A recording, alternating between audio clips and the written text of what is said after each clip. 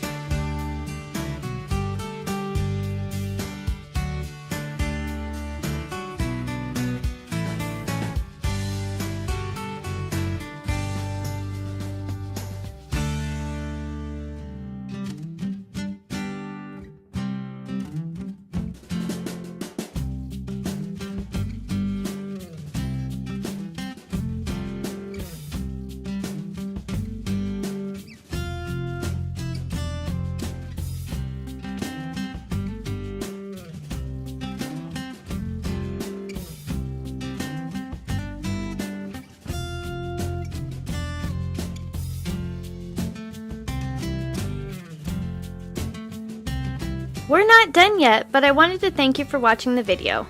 And if you're getting value, please be sure to subscribe and hit the notification bell so you don't miss another creative post. A super thanks would be really helpful but definitely not necessary. And a thumbs up would help the channel for free so I can continue making videos. I'll have another creative video you're going to love on the screen soon. Go ahead and watch that video and I'll see you there.